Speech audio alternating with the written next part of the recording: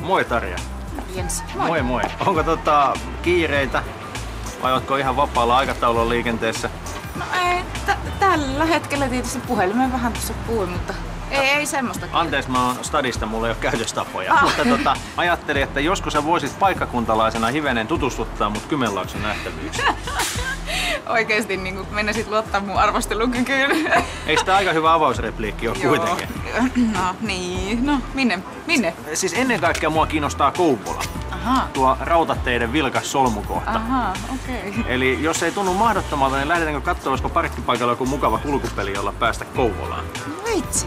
Hetikö? Nytkö? Nyt heti, saman tien jos on. Mahtavaa. Sulla on aika asiallisen oloinen Nissani. Tää ihan sellainen tila-auto. Melkein mulle tulee sellainen olo, että sun kaltaisessa maailmantähti ansaitsisi yleiskäyttöautossa jotain härskimpää, räväkämpää, näyttävämpää.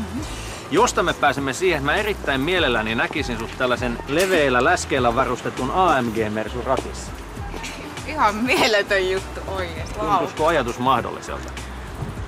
Tuntus oikein lämpöiseltä. Eli paitsi että mä saan oppaa, niin mä saan myös kuljettajan. Wow. Oho, oot se tosissaan? Mä en oo ikinä tällaisella ajellut. Kokeillaanko me jossain sitten moukaria? Mun mielestä ihan ehdottomasti kokeillaan. Jäppäs oikein kunnolla. Wow, ei juma! Vitsi! Mä oon ihan unessaan! Kymenlaakson unohdettua helmeen. Yes! Saisi käyttää tätä kameraa sekä sitten tätä räyhäkästä benssiä työvälineen. Ja tähän kaikkeen olisi aikaa 1 tunti. Voi tekniikan ihme lapsi. Otatko haasteen vastaan? No totta kai otan. Kättä päälle. Kyllä. Kouvolan teatteri. Haloo. Tässä on Kouvolan jäähallin kannattamaan.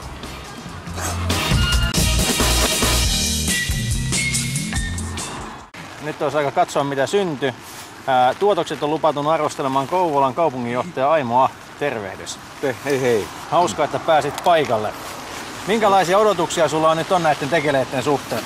No minä uskon, että ne edustavat varmaan maailman huippuluokkaa. Saapa nähdä. Tässä joka tapauksessa lähdetään liikenteeseen. Ensiksi on neiti Turusen.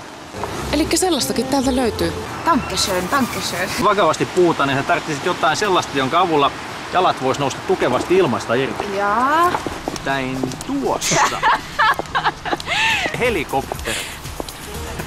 Mitäs tästä tuumaa hän? Ei kai mä tarvitse ajaa sitä. No, katsotaan mitä kuski sanoo, mutta jos ensin kokeillaan takapenkkiä. No niin. Tiukkien valintojen aika on taas läsnä. Mitä pitäisi tehdä, kun pitää miettiä, että jatkaako elämäänsä helikopterin kyydissä vai sitten tämmöisellä AMG-mersulla vai pitäytyykö omassa Primerassa? Tarja Turunen vastaa tähän kysymykseen nyt. Nyt äkkiä ja heti nyt. No aika paljon se mersu miellyttää. Tosi paljon.